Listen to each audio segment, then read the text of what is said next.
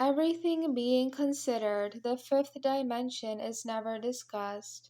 It is a modern concept which has not become common knowledge. I see in your mind, although quite disordered, that the recent mathematical theories of relativity affirm, without experimental confirmation, that objective reality goes far beyond the perception of the present moment.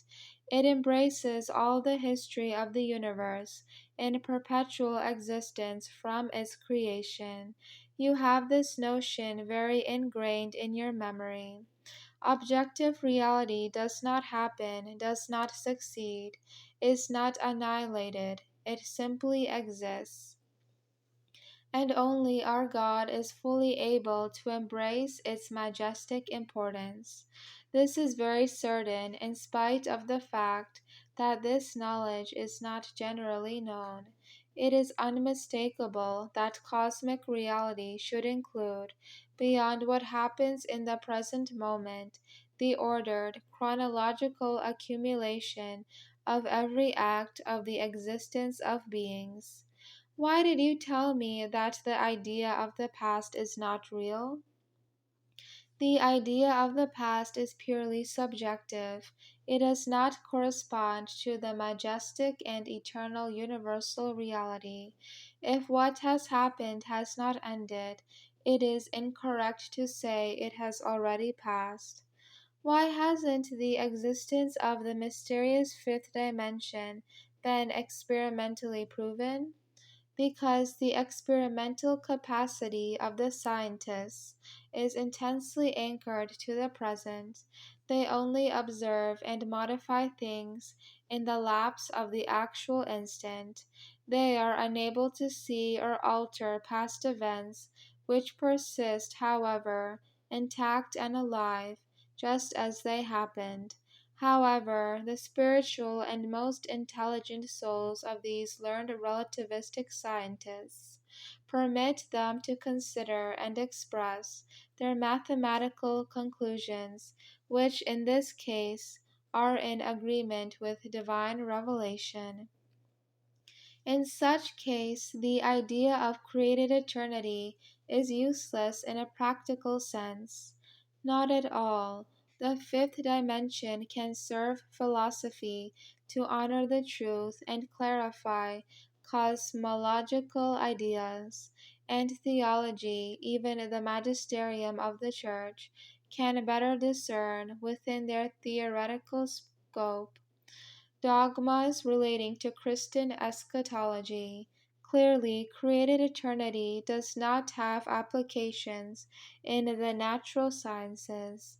It is not important that it does.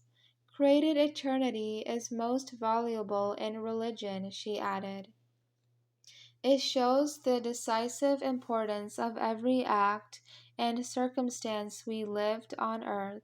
Every space-time with its act of existence is transcendental, either for good or for bad, forever, either for eternal blessedness or everlasting disgrace.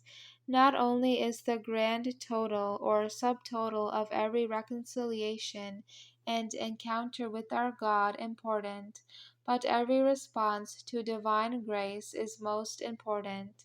Human acts continue in the fifth dimension. Terrestrial and celestial mathematics do not coincide precisely because of failure to include the parameter of the fifth dimension. The importance of human acts in this world, she affirmed, is striking. If you reach greater Christian progress in society, happier will be your loving relations with the other blessed. But if pride and egoism weaken the love of charity in the apostolate, we will have a smaller number of blessed, with limited numbers of enjoyable spacetimes, certainly with less abundant joys and pleasure and accidental glory. The fifth dimension, she argued, is a most valuable corollary of relativistic theory. It is a jubilant incentive for Christian activity, both personal and social. It is a potent sedative for the anguish of today's problems. It is an antidote for pessimism. It is a vigorous argument to better understand peace and hope among Christian pilgrims. Moreover, our God wished to objectively demonstrate it today. The fifth dimension, she insisted, is amazing in heaven.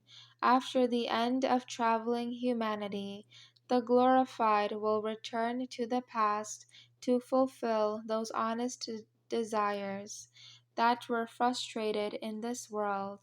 We will return to give thanks for the favors we received from those who loved us with the love of charity, and to make and fulfill licit intentions which passed us in mortal life because of invincible ignorance.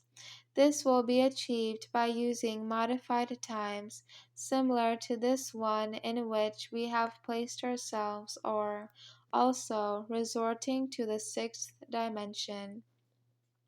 Afterwards, we will see that blessed man, to enjoy his accidental glory, utilize any space time of his earthly or heavenly life in any temporal wave of the fourth dimension. Are you saying that the blessed will return to cohabit and be with one another after the final judgment? Yes, this very thing, but not only on the actual earth, but in the entire planet from its creation. This is something we are beginning to do now, but with timidity so as not to interfere with those mortals still living.